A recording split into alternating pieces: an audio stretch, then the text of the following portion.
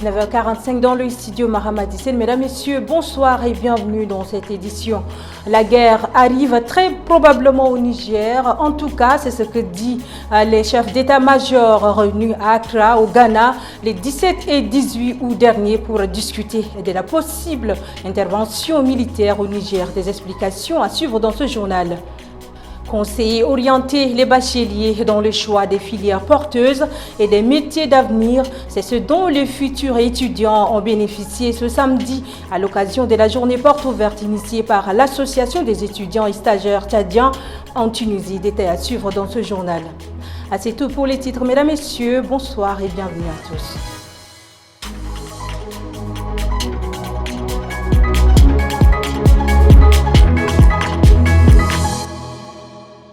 J'ai annoncé en titre, les jours J d'une potentielle intervention armée a été discutée selon un commissaire de la CEDEAO. Après des jours de réunion à Accra, au Ghana, les chefs d'état-major des pays de la CEDEAO ont affirmé que l'intervention militaire au Niger reste une option sur la table en vue de rétablir l'ordre constitutionnel.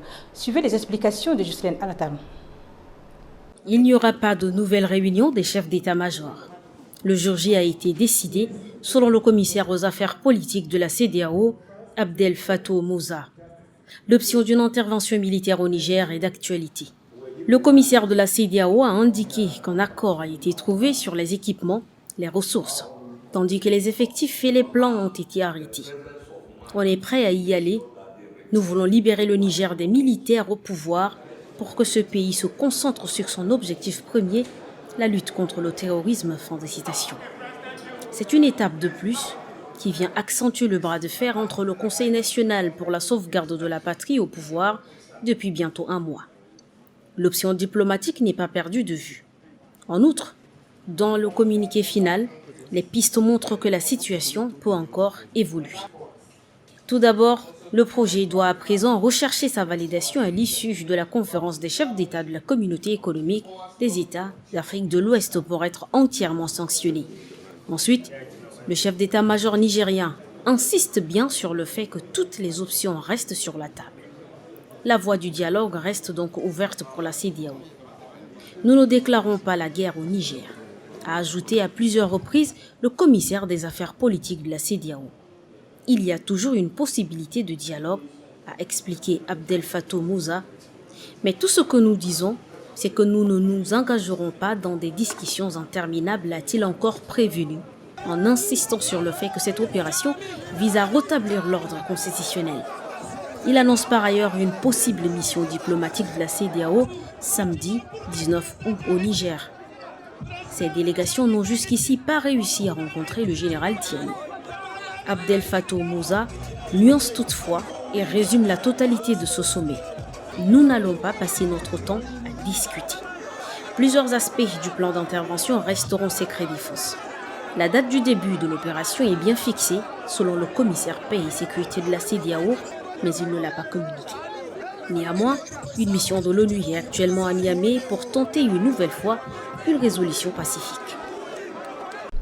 Après sa désignation à la tête du cadre national de concertation des partis politiques pour cause des incompréhensions internes au bureau qui ont bloqué son fonctionnement, Dr Nasra Dimasingar, coordinateur du dit cadre, a animé une conférence de presse ce samedi 19 août pour évoquer la situation politique actuelle du Tchad et l'élection référendaire sous la forme de l'État en cours. Suivez. D'abord, le coordonnateur du cadre national de concertation des partis politiques, Dr Nasra Dimasingar, a fait savoir que les problèmes du Tchad sont d'ordre politique et que pour les résoudre, il faut du dialogue, d'où la raison d'être du dit cadre.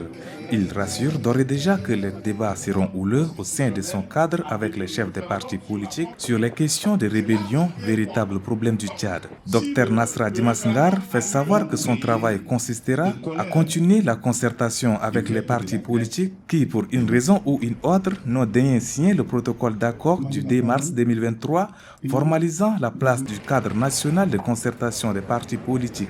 Nous ne serons jamais satisfaits si la totalité des partis politiques légalement constitués ne se retrouve pas dans ce cadre de concertation. Le cadre national de concertation des partis politiques est né suite aux résolutions du dialogue national inclusif et souverain qui s'est tenu en Djamena du 20 août au 5 octobre 2022. Le monde célèbre chaque année le 19 août la journée mondiale de la photographie pour rendre un vibrant hommage à ces hommes et femmes passionnés de la photographie. À cette occasion, nous recevons Denis Sassou Nguepeur, photographe, pour nous parler de sa passion pour la photographie. Bonsoir et bienvenue. Bonsoir. Dites-nous, d'où vous vient la passion pour la photographie? En fait, la passion de la photographie, c'est dès le bas âge. Déjà étant à la maison, dans le quartier, et ça m'a suivi. Ça me permettait aussi à l'école d'avoir aussi des petits jetons, des pièces dans la poche et tout. Et j'ai voulu faire de ces métiers vraiment ma carrière, ma profession et tout. Quand vous étiez à l'école, qu'est-ce qui prouve que c'est une passion pour vous? En fait, déjà, je suis celui-là qui allait artistique.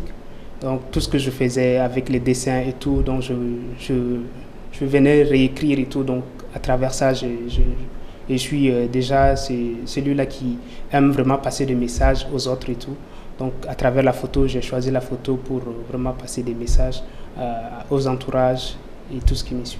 Quels sont les messages, par exemple? Les messages aujourd'hui que je passe à travers la photo, c'est des messages déjà de quotidien, de là où je suis. Et déjà avec de nos jours des institutions qui sollicitent aussi des photographes pour faire des reportages et aussi des médias aussi à l'international qui essaient de coopter ou bien qui nous sollicitent pour faire des reportages aussi pour eux. Alors, qu'est-ce que vous ressentez quand vous photographiez? Déjà aujourd'hui, ce que je ressens quand je photographie, déjà c'est beaucoup plus le message, bien la lecture que je me mets avant de déclencher mon appareil. Donc je ne peux pas aujourd'hui déclencher du coup mon appareil et filmer. Du coup, il va falloir que même moi, ma mémoire enregistre d'abord ce que je dois capter pour aujourd'hui passer peut-être un message ou soit communiquer avec ou soit faire éditer dans un journal et tout. Donc c'est un peu ça. D'accord. Est-ce que la photographie rapporte au Tchad? Aujourd'hui, je dirais que la photographie, ça rapporte pas tellement au Tchad, mais du coup, c'est un long chemin encore qu'on a, nous les photographes, et je crois qu'avec le temps et avec la persévérance et tout, je crois qu'aujourd'hui, moi personnellement, la photographie me nourrit et c'est que j'aime bien le faire et tout. D'accord. Quelle est la place de la photographie au Tchad? La place de la photographie aujourd'hui n'est pas tellement ça.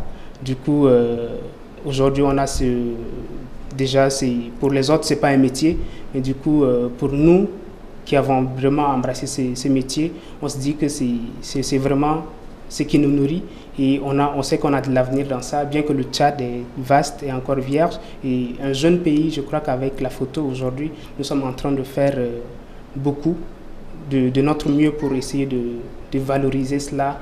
Et aujourd'hui, les gens nous fassent un peu confiance et tout. Avez-vous un dernier mot pour nos téléspectateurs qui nous suivent?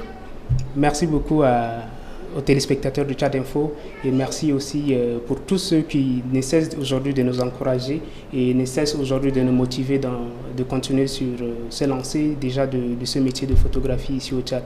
Donc nous comptons aujourd'hui, j'essaie de lancer aussi un appel pour des autorités, des institutions de la place qui fassent vraiment confiance à ces jeunes photographes aujourd'hui qui essaient d'exercer dans ce métier.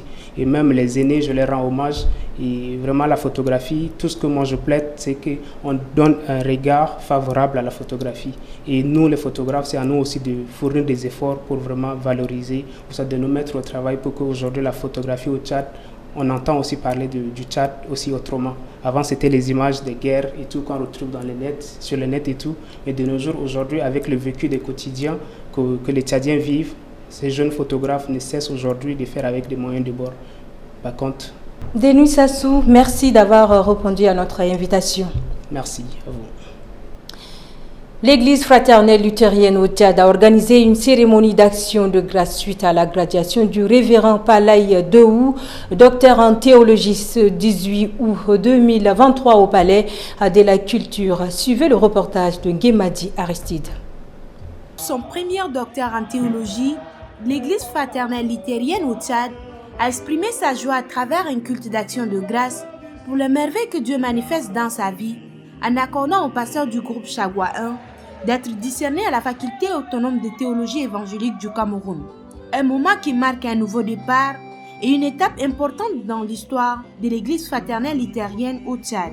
Aujourd'hui, nantis de ce diplôme qui nous donne des atouts importants pour notre vie professionnelle, nous sommes contents.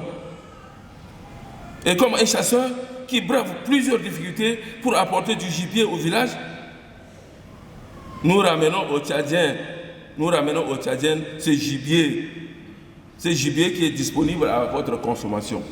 Cette célébration a laissé couler d'encre, d'où le Premier ministre de transition n'a pas pu cacher sa joie sur le thème de la thèse qui révèle d'un caractère purement laïque et interpelle les Tchadiens à la paix. VTR. Ce n'est pas un langage religieux, ce n'est pas la langue de Dieu qui est en train de parler, c'est un appel à la paix. C'est ce que moi j'ai compris en attendant de lire la thèse. Et je la lirai avec beaucoup de plaisir. C'est une célébration marquée par la présence de quelques membres de transition, des autorités ecclésiastiques et les fidèles de l'Église à travers des moments de louange et d'adoration. On vient d'apprendre que la délégation de la CEDEAO est arrivée à Niamey où elle a rencontré le président déchu Mohamed Bazoum. Voilà.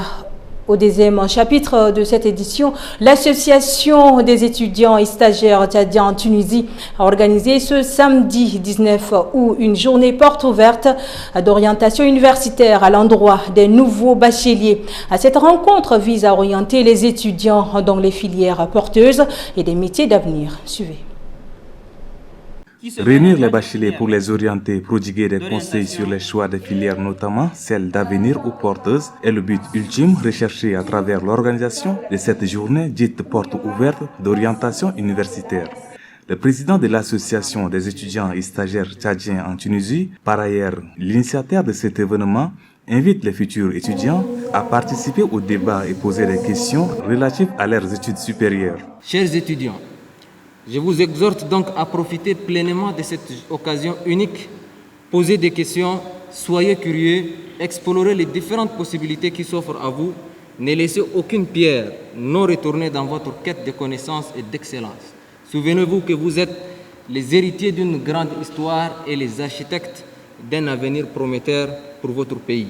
Le directeur général du Centre national des œuvres universitaires rappelle les missions assignées à son institution qui vise à accompagner les étudiants dans leur cursus universitaire.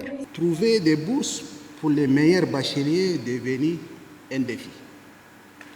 C'est pourquoi, dans notre nouvelle vision, nous travaillons pour obtenir plus de bourses et aussi faciliter l'inscription à ceux qui veulent faire leurs études à l'extérieur par leurs propres moyens.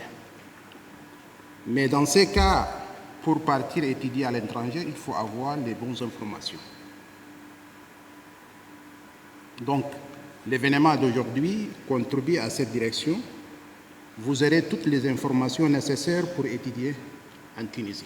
Les futurs étudiants présents à l'événement ont bénéficié des conseils et orientations dans les filières scientifiques, techniques, les astuces pour préparer leurs études supérieures et bien d'autres.